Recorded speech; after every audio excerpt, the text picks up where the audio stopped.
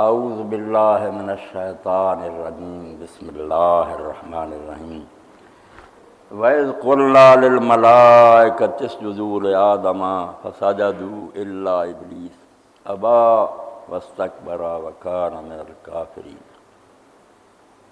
وَقُلْنَا يَا آدَمُ اسْكُنْ أَنْتَ وَزَوْجُكَ الْجَنَّةَ وَكُلَا مِنْهَا رَغَدًا حَيْثُ شِئْتُمَا وَلَا تَقْرَبَا هَٰذِهِ الشَّجَرَةَ فَتَكُونَا مِنَ الظَّالِمِينَ۔ قصہ آدم و ابلیس میں سے پہلا حصہ پچھلے درس میں آپ کی خدمت میں عرض کیا تھا کہ اللہ نے کہا میں زمین میں ایک ایسی مخلوق بنانے والا ہوں جو خلافت کا فریضہ سر انجام دیں گے، زمین کا انتظام ان کے حوالے کیا جائے گا، حکومت بنائیں گے، باغیوں اور مجرموں کو سزائیں دیا کریں گے، اچھے لوگوں کو انعام دیا کریں گے۔ حکومت آدم علیہ السلام سے پہلے کسی مخلوق نے حکومت نہیں کی، بس نیکی کی یا بدی کی، بس حکومت جو ہے نا کہ باقاعدہ جیلیں ہوں، سزائیں ہوں، یہ صرف آدم علیہ السلام اس کی ضرورت کی۔ اسی لیے فرشتے کانپ گئے کہ اس انتظام کا کیا فائدہ کہ کچھ برائیاں کریں گے، پھر سزائیں پائیں گے، کوڑے برسیں گے، پھانسیوں پر لٹکیں گے۔ کیوں اللہ تعالیٰ تو بنا رہا ہے؟ اعتراض کے لیے نہیں، سمجھنے کے لیے، اور ساتھ ہی بڑا محتاط انداز اختیار کیا کہ ہم تو مانتے ہیں کہ تو پاک ہے، بے عیب اور ہر وقت تیری خدمت میں رہتے ہیں۔ یہ کوئی استحقاق نہیں جتایا تھا کہ ہمیں خلیفہ بنا دے، نہیں، سوال جو کیا تھا اس نے اس کے ساتھ یہ بطور احتیاط کر دیا کہ کوئی بعد میں نہ کہے کہ فرشتوں نے اعتراض کیا تھا۔ اعتراض نہیں، سمجھ نہیں آئی کہ کیا حکمت ہے اس کے بنانے میں، تو ساتھ ہی کہا کہ ہم یہ نحن نسبح بحمدک، یہ تو ہم اعلان کرتے ہیں کہ تو پاک، جو کرتا ٹھیک ہی ٹھیک ہے، خوبیوں والا، مگر ہمیں علم نہیں۔ تو اللہ تعالیٰ نے پھر طریقہ سے ان کا اطمینان کرایا۔ اب اس کے بعد حصہ شروع ہوتا ہے کہ اللہ تعالیٰ کہتے ہیں یاد کرو اس موقع کو بھی جب ہم نے فرشتوں سے یہ کہا کہ آدم کو سجدہ کرو، تو سب نے سجدہ کیا سوائے ابلیس کے۔ اس نے انکار کیا سجدہ کرنے سے، اور صرف یہ نہیں کہ سجدہ کیا بلکہ واستکبر، اس نے اپنا آپ کو بڑا اونچا سمجھا کہ میری شان کے یہ خلاف ہے کہ میں مٹی سے پیدا ہونے والے کے سامنے جھکوں۔ یہی بات دوسری جگہ سے میں پڑھوں گا کہ اس نے کہا مجھے تو نے آگ سے پیدا کیا، یہ مٹی سے بنا، میں اس سے بہتر ہوں، یہ اونٹی گنگا تو بہا رہا ہے، کیا رہا آدمی ادنا کو سجدہ کرے؟ نامراد متکبر ہو گیا، وَكَانَ مِنَ الْكَافِرِينَ۔ نتیجہ یہ ہوا کہ وہ اللہ کے حکم کو نہ ماننے والوں میں شامل ہو گیا کہ میں نہیں یہ حکم مانوں گا، کافر ہو گیا۔ اور ہم نے آدم علیہ السلام سے کہا کہ تو اور تیری بیوی جنت میں رہو، یہاں سے بافراغت جہاں سے جی چاہو جو پھل کھاؤ، صرف اس درخت کے قریب نہ جانا ورنہ تم نقصان کر لو گے۔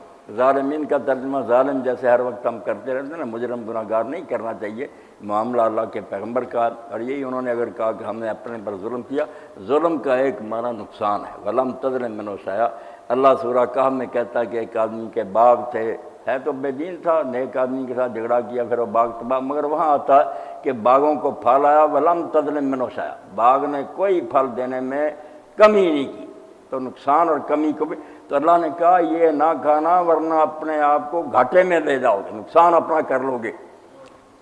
تو اب اس میں کئی باتیں سمجھنے کی ہیں کہ ایک تو اللہ تعالیٰ نے فرشتوں سے کہا کہ آدم کو سجدہ کرو، تو اس پر لوگ حیران ہوتے ہیں، بلکہ کئی لوگوں نے شیطان کی وکالت اپنے ذمہ لے لی ہے، اس کی طرف سے بحث کرتے ہیں کہ جب اللہ نے اس کو کہا تھا کہ میرے سوا سجدہ کسی کو نہ کرو، تو اس نے نہیں اگر کیا تو اللہ تعالیٰ کا حکم مانا، اللہ نے روکا ہوا تو وہ کیوں کرتا؟ پہلے منع کیا تھا، اب کہہ رہا کرو، بالکل جھوٹ بولتے، کہیں اللہ نے نہیں روکا تھا پہلے، نہ ابلیس نے یہ دلیل دی، اس نے کہیں نہیں کہا کہ میں موحد ہوں، میں شرک نہیں کروں گا، تیرے سوا سے یہ کسی کبھی نہیں کیا بے ایمان، یہ اس کے نامراد جو وکیل ہے یہ جھوٹ بول دے۔ اس نے تو یہ کہا کہ سجدہ تو کرنا چاہیے، مگر اس کو چاہیے کہ مجھے کرے، مجھے تو نے مٹی سے آگ سے پیدا کیا، یہ مٹی سے بنانا خیر منہ، میں اس سے بہتر ہوں، میں کیوں کروں؟ یہ بحث تھی اس کی۔ اس کو اللہ تعالیٰ نے کہا یہ تکبر ہے، اور یہ جرم جو ہے نا بیان کیا، یہ بھی بات آ جاتی۔ تو سجدہ حضرت یوسف علیہ السلام کے قصہ میں بھی آتا کہ انہوں نے خواب میں دیکھا تھا کہ سورج، چاند اور 11 ستارے مجھے سجدہ کر رہے ہیں۔ بعد میں جب سارا معاملہ انجام تک پہنچا، بات کھل گئی، پھر یہ ماں اور باپ اور سارے بھائی مصر پہنچے، ماں باپ کو تخت پر اٹھایا، سجدے میں سارے گر گئے۔ تو اس وقت یوسف علیہ السلام نے کہا یا ابت ھذا تاویل رؤیا، ابا جی یہ میرے خواب کی تعبیر ہے، اللہ نے اس کو سچ کر دکھایا، جو میں نے دیکھا تو اسی طرح ہو گیا نا۔ اب سارے سجدے میں پڑے ہوئے، 11 بھائی تھے، 11 وہ سجدے میں گرے، ماں باپ بھی تھے۔ تو اس پر بھی لوگ پریشان ہوتے ہیں کہ سجدہ تو اللہ کے سوا کسی کو نہیں کرنا چاہیے. تو اس بارے میں بھی ذہن جو ہے نا واضح ہونا چاہیے. سجدہ ہو یا کوئی چیز بھی ہو، اللہ تعالیٰ جب منع کرے تب منع ہوتا، ورنہ وہ جس کو جو چاہے حکم دے. بندوں کا کام ہے یا مخلوق کا وہ حکم مانے.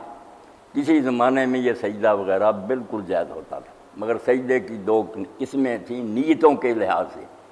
ایک سجدہ تو کیا جاتا تھا صرف تعظیم کے لیے کہ یہ بڑا آدمی ہے، بادشاہ ہے، باپ ہے، استاد ہے، لوگ ادب احترام کے لیے کرتے تھے. اس کو علماء سجدہ تحیہ یا سجدہ تعظیم کہتے تھے. جیسے سلام کرتے ہیں اس طرح ہاتھ رکھ لیے، اس وقت اس کی ایسی یہی تھی. کوئی ان کو خدا نہیں سمجھتا تھا، نہ باپ کو نہ استاد کو، صرف احترام کرتے تھے. یہ جائز ہوتا تھا، ان شریعتوں میں یہ بند نہیں تھا. اللہ کے رسول کے ذریعہ بالکل یہ دروازہ بند کر دیا گیا کہ کون ان سے پوچھتا رہے گا، قسمیں لیتا رہا کہ تم نے کس نیت سے کیا. چور دروازے بند، دین تکمیل کو پہنچا، سارے رکھنے بند کر دیے کہ اب نہیں کوئی آدمی کسی کے سامنے جھک سکتا. دوسرا سجدہ ہوتا تھا سجدہ عبادت، کہ یہ سمجھ کر یہ ہماری قسمت میں اس کا دخل ہے، یہ ہماری زندگیاں سنوار بھی سکتا ہے، بگاڑ بھی سکتا ہے، نفع نقصان اس کے ہاتھ میں ہے، یا یہ خود خدا ہے یا خدائی کا کچھ حصہ اللہ نے اس کو نہ سونپ دیا، اس کے اختیار میں کر دیا. یہ تو ہماری تقدیر کا مالک ہے، اس کو اگر ہم نے ناراض کیا سب تباہ ہو جائے. یہ سجدہ کسی زمانہ میں حلال نہیں ہوا، یہ تو صرف اللہ کے لیے تھا. کوئی اس میں اختلاف نہیں کرتا کہ سجدہ عبادت اللہ کے لیے مخصوص ہے، مگر سجدہ تعظیم ٹھیک تھا. مگر فرشتوں کا سجدہ جو ہے نا، اس کے بارے میں ایک تو یہ بات پھیل گئی کہ جب علم میں آدم علیہ السلام ان کے مقابلہ میں اعلیٰ نکلے تو پھر اللہ نے کہا کہ ان کو سجدہ کرو. یہ بات بھی غلط ہے، قرآن مجید کے بالکل خلاف ہے.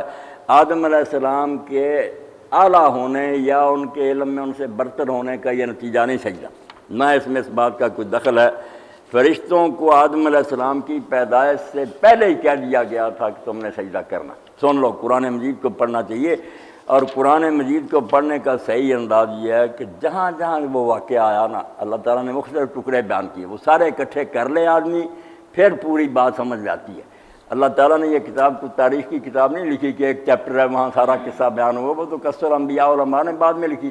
قرآن مجید جو ہے خطبوں اور سپیچز کی شکل میں نازل ہوا، تقریر ہو رہی ہے، اس تقریر میں کہیں کوئی ٹکڑا بیان کرنے کی ضرورت ہوتی ہے، کبھی کوئی، ان سب کو اکٹھا کرے پھر بات سمجھ جاتی ہے. تو اللہ تعالیٰ نے قرآن مجید میں یہ بات بیان کی کہ میں نے آدم علیہ السلام کی پیدائش سے پہلے کہہ دیا، نہ ابھی کوئی نام بتایا گیا، نہ کوئی مقابلہ ہو، کچھ بات نہیں. یہ میں سورہ الحجر سے پڑھ رہا ہوں. وَإِذْ قَالَ رَبُّكَ لِلْمَلَائِكَةِ إِنِّي خَالِقٌ بَشَرًا مِّن صَلْصَالٍ مِّنْ حَمَإٍ مَّسْنُونٍ.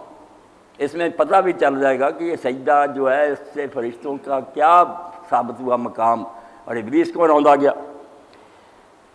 یاد کرو جب تیرے رب نے فرشتوں سے کہا کہ میں ایک بشر بنانے والا ہوں، من صلصال، کھنکھناتی، سوکھ کر وہ نہ بجنے لگے گی، اتنا ڈھانچہ خشک ہو جائے گا پتلا کہ بجاؤ گے بجے گا. من حمأ مسنون. اب یہ بات تھی جو فرشتوں کے سامنے بھی ہوئی تھی کہ گارا ہوگا، بدبودار، خمیر ہو جائے گا اس میں پیدا، وہ مٹی جو ہے نا خراب ابھرنا شروع ہو جاتی ہے نا جب خمیر پیدا دیر تک رہے، بدبودار. تو فرمایا کالی سیاہ مٹی، بدبودار. اب امتحان فرشتوں کا دیکھ لو.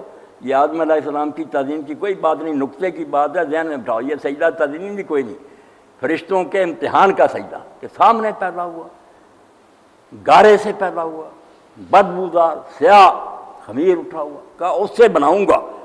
فَإِذَا سَوَّيْتُهُ، جب میں اس کو ٹھیک ٹھاک کر لوں، وَنَفَخْتُ فِيهِ مِن رُوحِي، اور اس میں اپنی روح میں سے پھونک دوں، زندہ کروں، فَقَعُوا لَهُ سَاجِدِينَ، تو سارے اس کے سامنے سجدے میں گر جاؤں. اب ابلیس تو یہ دیکھ کر کہ مٹی سے بنا ماغ اکڑ گیا کہ اتنی بری بات کہ میں اعلیٰ سے ایسے پیدا ہوا، مجھے سڑی بوسی مٹی سے، مگر فرشتے جو ہیں شاباش ہیں، یہی ان کا کمال ہے.